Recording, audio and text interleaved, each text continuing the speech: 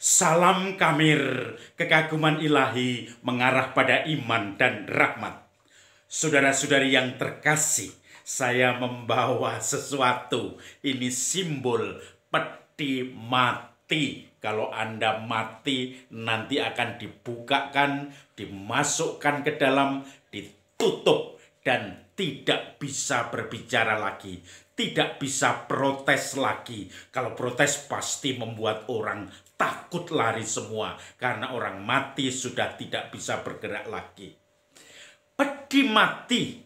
Pagi ini, pagi-pagi buta, dari Tangerang ada kiriman peti mati untuk gereja di paroki kami. Pemalang. Dan lanjut ke Pekalongan katanya. Dan peti mati itu jumlahnya kami pesan 5. Sebelumnya kami mempunyai 13 peti mati. Lama tidak kepakai, tiba-tiba beruntun. Dan akhirnya habis dan kemudian kami memesan lagi. Anda mau? Ini salah satu barang yang orang tidak mau walaupun didiskon atau digratiskan. Dipakai langsung. Karena apa? Langsung dimakamkan. Peti mati.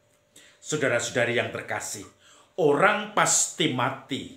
Orang tidak ada yang seperti ular ngelungsungi atau membuat muda lagi dengan mengelupas kulitnya. Tetapi juga ular pun yang mengelupas kulitnya tetap mati, ada batas waktu umurnya.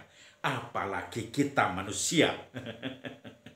Kita tidak bisa tawar-menawar lagi. Kalaupun tawar-menawar paling hanya setahun, 2 tahun dengan kekuatan obat-obatan. Dan setelah itu harus juga menghadap Sang Pencipta yang mempunyai hidup ini. Peti mati.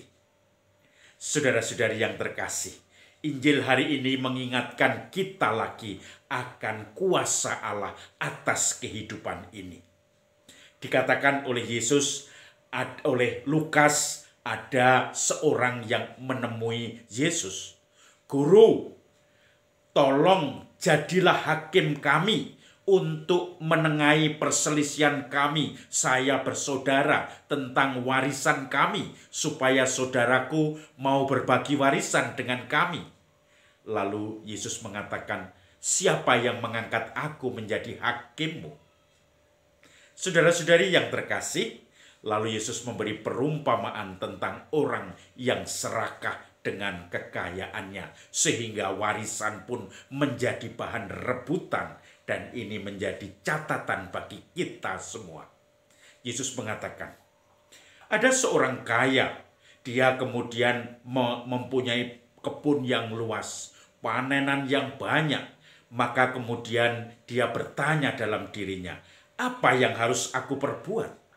Oh, aku akan membuka lagi lumbung-lumbung untuk gandumku, untuk kekayaanku, untuk panenanku. Kemudian nanti semua akan aku panen, kumpulkan di lumbung-lumbung itu.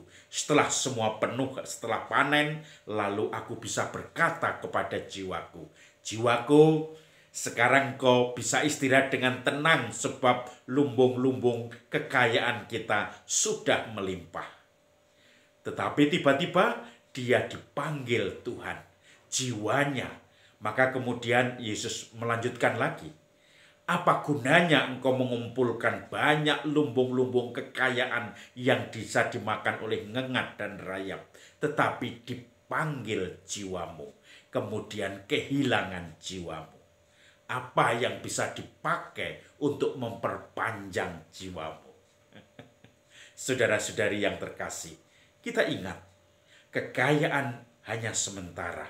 Tetapi tentu saja kita ditugaskan untuk memanage sebagai manajer atas apa yang telah diberikan pada Tuhan, supaya kita dengan bijaksana mengatur semua kekayaan yang diberikan Tuhan, supaya akhirnya berkembang, membantu banyak orang, karena kalau banyak karyawan juga akan membantu kehidupan karyawan-karyawan, tetapi tentu saja semuanya tetap dengan kebijaksanaan Tuhan. Maka ketika kita masuk tempat ini, pedih, kita pun akan tenang menghadap Tuhan.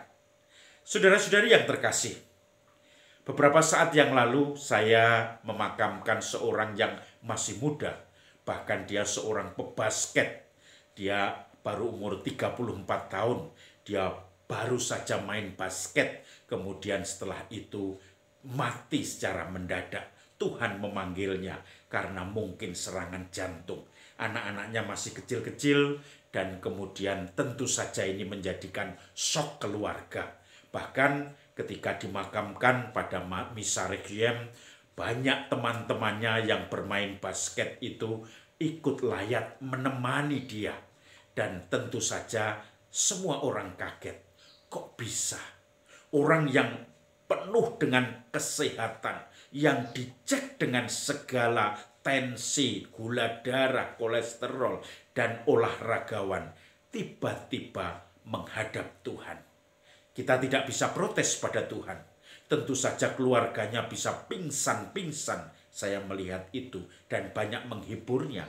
Tetapi kemudian kita hanya bisa meneges, merefleksikan bagaimana kalau dalam bahasa Bunda Maria menyimpan dalam hati.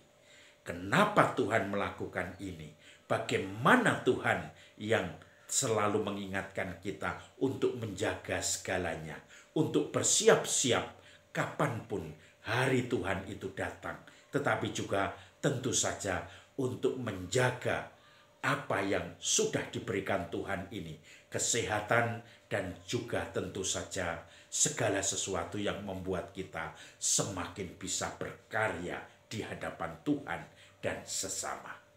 Maka saudara-saudari yang terkasih, kita isi kehidupan ini bukan dengan khawatir akan apapun yang bisa dimakan oleh rayap dan ngengat, tetapi kekhawatiran karena mereka Tuhan yang selalu bisa membunuh jiwa kita dan melemparkan kita ke dalam neraka.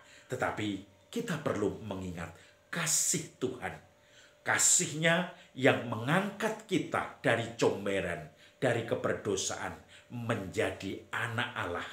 Yang ini membuat kita semakin pasrah, membalas kasih-Nya di dalam kehidupan kita.